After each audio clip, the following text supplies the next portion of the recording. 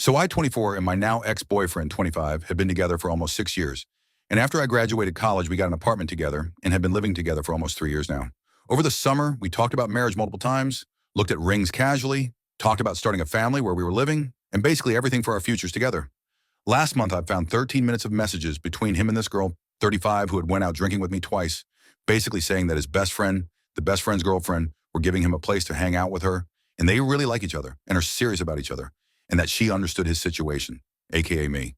So the next day we were talking, and he ended things, saying he had given everything to the relationship he could, but it just wasn't working for him anymore because I wasn't the fun girl I used to be, and I've changed. So fast forward 2 weeks, I'm living with my best friend, 24 of 12 years, and her family and another friend asked to get dinner. At dinner, she tells me that him and my best friend I'm now living with had been secretly sleeping together after a bowling league, and she would do him favors when he would be our DD, as long as he took me home first. We found this out because his best friend told his girlfriend everything, who then told my friend everything, and decided I needed to know. I decided to confront both of them in person, and she of course denied everything, but he admitted they made out to my face, and then when I left, he admitted that it was all true over text. Probably because he couldn't handle seeing me knowing the truth.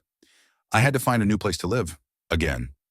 I'm going to tell her husband and family what she's done, and don't want to even feel the burden of having to do that, and want everything to just be done so I can begin healing. This pain isn't mine to carry anymore. I told the truth. Now it's her mess to face. I have printed out all of the evidence that I have, and I am going to be mailing it to their house with her husband's name on the envelope, because he doesn't have any social media, and I don't have his number, so I have no other way to really get him this information. Some of the photos are my ex-best friend and ex-boyfriend's locations an hour or two after bowling ended in the back parking lot, and others are texts explaining everything that was told to my friend about what they were doing from my ex-boyfriend's best friend. And another set of photos are the texts from my ex-boyfriend admitting to me everything that had happened. I know it's going to suck for him to see everything, but what happens because of the truth being out is not going to be a weight on my shoulders.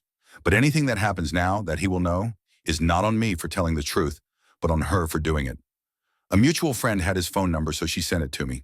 This morning, I took every screenshot of proof that I had, and I sent each photo from a Google Voice phone number and a text telling him that he needed to know the truth and can do with it what he wants, and he can reach out to me if he wants to. I waited to send it until after I knew he'd be at work because she randomly has his phone while he's home. There hasn't been a response. I can't see if he's read it or not, and I'm not sure what she's going to do when she finds out I've told him the truth. But I really think that without having this weight on me about telling him or not telling him, that I can finally move forward at least a little bit. Everything still hurts.